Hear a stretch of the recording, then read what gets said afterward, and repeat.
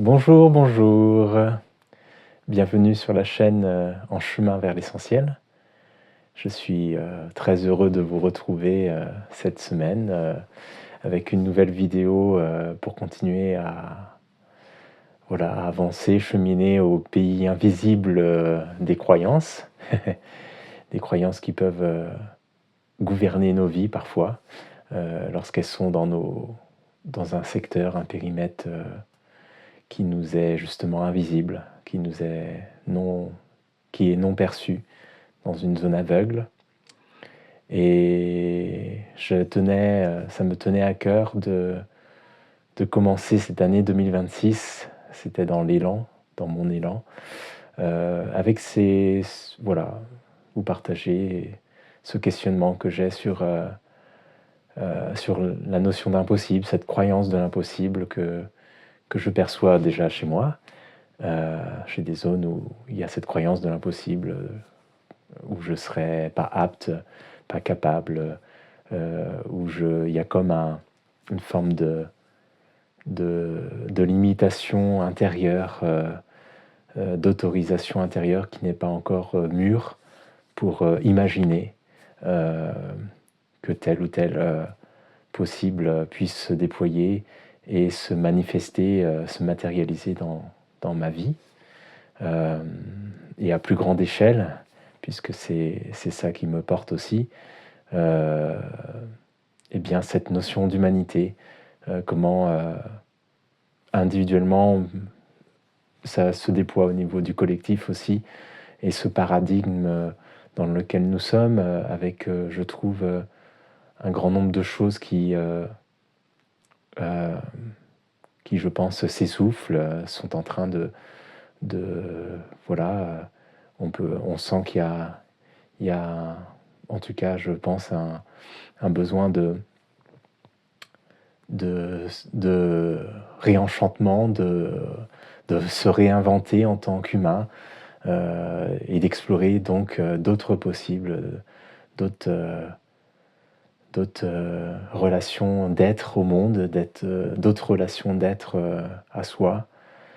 Et tout ce champ du possible, je sens qu'il y a une limitation, c'est une croyance de l'impossible qui peut se manifester de différentes façons au quotidien, par des phrases slogans, c'est comme ça, qui peuvent apparaître sous forme de fatalisme, de fatalité.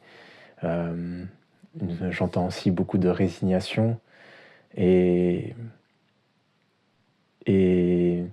résignation n'étant pas accueil, l'accueil étant une acceptation de ce qui est, tout en s'autorisant la possibilité de voir plus large, voir plus grand, de croire, et je dirais, et j'ose de plus en plus le dire, avoir foi en impossible, justement, dans différents possibles, dans une multitude d'autres regards possibles sur les choses. Et le regard se transformant, notre regard se transformant, je ressens que cela peut amener à vivre différentes choses dans la matière. Et pour arriver à ce possible, pour transcender, transmuter, métamorphoser ces barrières invisibles, des croyances limitantes, des croyances et de la croyance, en l'occurrence de l'impossible, qui est le thème depuis lequel je suis parti. La semaine dernière, j'ai parlé de l'indignité comme étant vraiment nourrissant vraiment cette limitation, cette barrière de l'impossible, favorisant cette notion de l'impossible par, par cette croyance que nous, humains, nous ne serions pas dignes, nous ne mériteraient pas d'être, tout simplement, comme une culpabilité d'être, d'exister. Et il y a plein d'espaces où ça peut se manifester, et de comportements différents qui peuvent aller de la comparaison un jugement très, très dur envers soi quant aux efforts qu'on pourrait déployer qui ne seraient jamais suffisants. Voilà, je ne vais pas refaire la vidéo. Et cette semaine, je voulais continuer avec la notion de la loyauté. La loyauté qui est comme je trouve un espèce de contrat silencieux qui est passé dès la plus tendre enfance, un contrat silencieux qui se produit avec l'arrivée sur cette terre, lorsqu'on démarre sa vie. Il y a ce contrat silencieux qui passe avec ses parents, comme une fidélité à le fait d'avoir une place donnée par la génération, comment dire, donnée par la référence des parents. Et cette loyauté qui voilà, pour moi, ce contrat est un contrat silencieux, donc très profondément ancré dans des couches inconscientes, et qui fait que nous pouvons nous retrouver fidèles à des comportements, fidèles à des croyances qui ont été justement ingérées comme de la nourriture. La nourriture de l'enfant n'est pas que le lait maternel, peut être aussi tout ce qui est porté par les parents, tout ce qui est porté par la famille et à plus grande échelle par la société.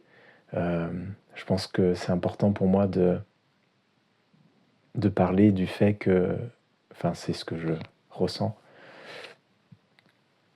qu'après une Première Guerre mondiale, une Deuxième Guerre mondiale et bien d'autres événements dans le passé historique humain de l'humanité, je ressens profondément qu'il y a encore beaucoup de blessures, peut-être avec des pansements dessus, mais beaucoup de traumatismes.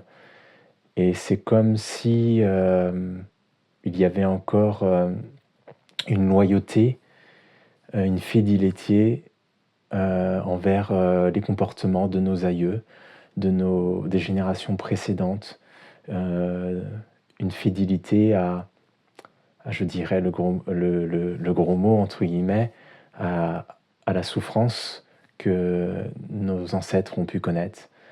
Et je vois bien, moi, personnellement, à titre personnel, comment ça peut venir me toucher, me chercher, lorsque je ressens profondément de la culpabilité, parfois, à dire non à une personne, comme si je la rejetais, comme si je lui faisais même du mal, comme si je ne lui étais plus du coup loyal, fidèle, comme si c'était ne pas la soutenir. Et c'est parfois même dur, ça va jusqu'à cette loyauté, ce contrat invisible qui est passé, du coup qu'on continue de passer dans l'inconscient, dans nos relations, je trouve. Ce contrat silencieux, invisible de fidélité, de loyauté, eh bien, peut être des fois limitant dans ma propre expression d'être, c'est-à-dire de ne pas m'autoriser à ressentir pleinement du plaisir, de la joie, d'exister, une forme de paix aussi. Là en ce moment je suis avec ça, une peur de perdre le lien avec mon prochain, à partir voilà, une peur de perdre le lien avec mon prochain, avec mes frères et sœurs humains. Si moi, de plus en plus, je m'autorise à être dans ma joie, à, justement avoir ce regard qui évolue, ce regard intérieur, cette respiration consciente et d'amour qui se déploie.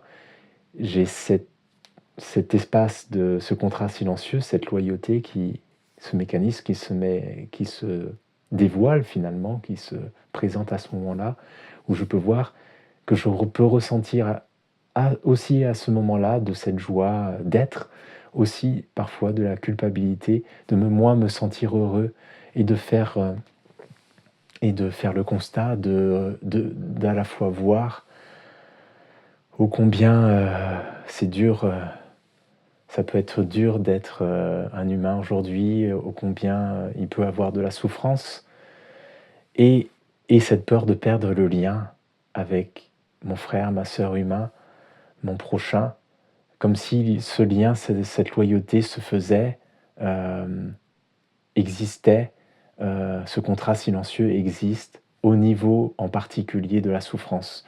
C'est ça que je voulais vous partager aujourd'hui, c'est que cette loyauté, ce contrat silencieux, c'est très profond, ça ne se perçoit pas forcément aisément, mais ça va être tout ce que l'on porte, ça peut même se sentir dans le corps, la fatigue, des fatigues chroniques, une lassitude, des tensions physiques, ouais, comme un sentiment de porter quelque chose. Et ce que l'on porte, ce qu'on pourrait presque parfois qualifier de fardeau, c'est comme ça peut être,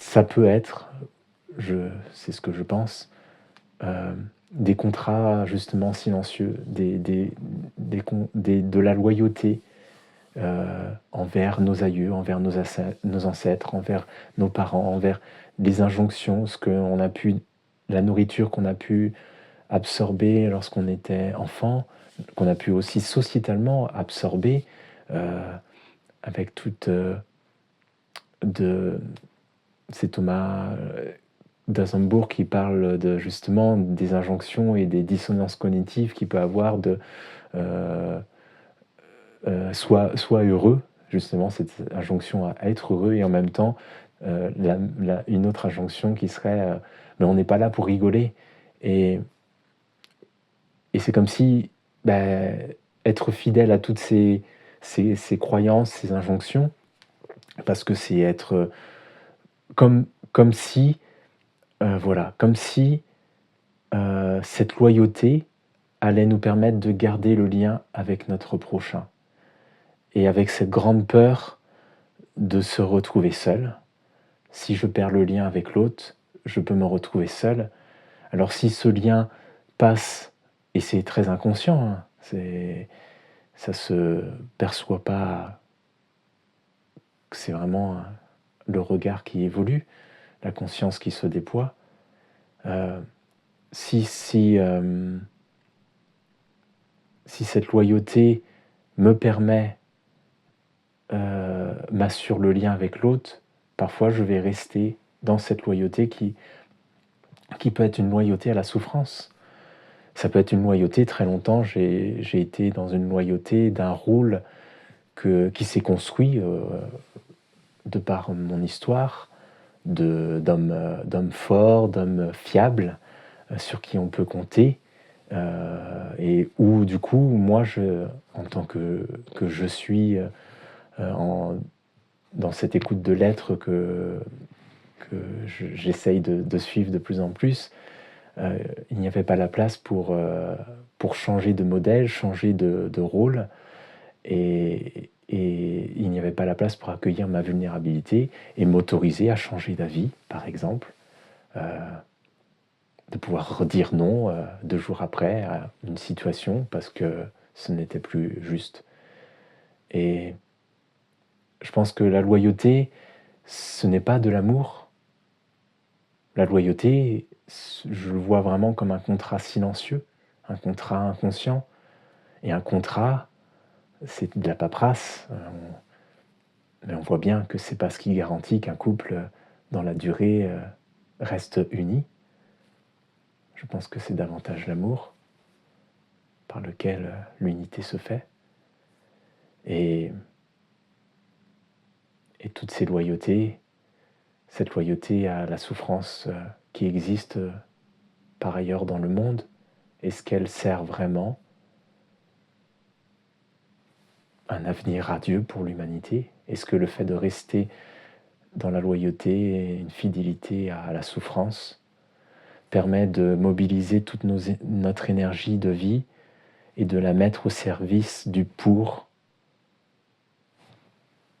faire naître un monde plus apaisé? Est-ce que tant que je suis dans une loyauté à des croyances, des injonctions qui ne sont peut-être pas les miennes, est-ce que je suis libre d'une part? Et est-ce que cela est dans l'élan de la vie? Est-ce qu'il ne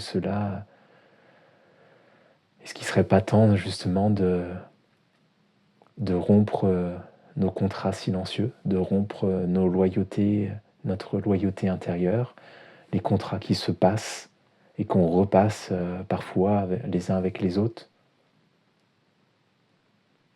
Ces promesses que l'on tient contre vents et marées, alors que parfois ça a envie de craquer, de lâcher, par peur peut-être de perdre le lien avec l'autre. En tout cas, c'est pour ma part, ce qui me traverse et me touche. Et en même temps, bâtir et construire un monde qui prend soin, avec la joie et l'amour et la conscience comme cap et gouvernail. Je ne pense pas que ça se construit depuis l'espace de ces loyautés souffrantes, de ces loyautés qui enfermantes, voilà, de ces loyautés enfermantes. Et l'amour n'est pas une histoire de loyauté, l'amour est quelque chose qui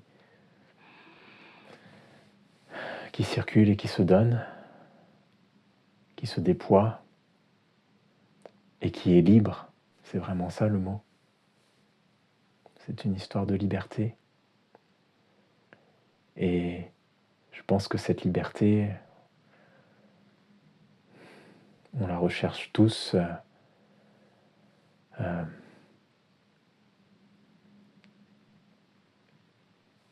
Peut-être qu'il est temps de cesser d'être loyal à un passé, à des histoires personnelles ou collectives, et de proposer véritablement, de façon neuve, de se réinventer en tant qu'humain, de réinventer nos relations et d'aller jusque dans une réinvention de la matière, peut-être même jusqu'à la construction des bâtiments, je ne sais pas, dans tous différents aspects de la vie quotidienne. Et voilà, ça fait un peu le lien avec la prochaine vidéo sur, pour moi, le troisième point qui nourrit, qui co-nourrit cette limitation et la croyance en une ligne, une frontière de l'impossible, en une horizon qui ne serait pas, où il ne serait pas possible d'être, pas possible d'aller, pas possible de vivre. Eh bien, se trouve pour moi là, le troisième point que je développerai la semaine prochaine. Donc, on va clôturer avec encore une longue vidéo, désolé, qui est la croyance en la séparation, dans le fait que justement cette peur du vide, cette peur d'être seul, se sentir seul, ce sentiment de solitude, ce sentiment de manque, de vide, d'être séparé, comme séparé de quelque chose et qu'on n'arrive parfois pas à nommer, quelque chose comme quelque chose qui nous manque. Et donc, qui peut, vous voyez, on peut le voir déjà, co-travailler, entre guillemets, avec cette notion de loyauté, puisque être loyal à un héritage même qui ne serait plus en adéquation avec l'existant. Parfois, c'est ce que je ressens dans ma propre famille, d'avoir des schémas, des loyautés, des contrats silencieux comme ça qui sont passés, qui pouvaient être vrais juste à un moment de la vie, dans la jeunesse de mes parents peut-être, mais qui ne s'appliquent pas aujourd'hui, en 2026, et cette liberté, voilà, cette fluidité qui m'amène à re-questionner ces loyautés lorsque j'arrive à les percevoir, parce qu'il y a encore plein de champs qui sont invisibles à ce regard, mais qui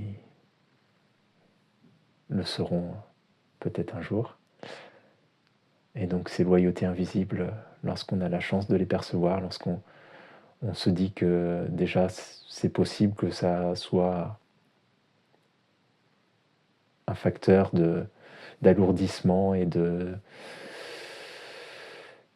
quelque chose qui participe à rendre le possible impossible, puisque lorsqu'on reste loyal à un de l'ancien, lorsqu'on reste loyal à un schéma, à un comportement, c'est très difficile de voir le possible comme quelque chose de véritablement possible.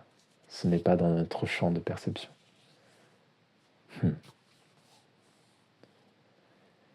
Voilà. Quittons les loyautés enfermantes et souffrantes pour respirer un peu plus librement de nouveau. Et nous continuerons la semaine prochaine avec la croyance en la séparation, cette peur de se retrouver seul, isolé.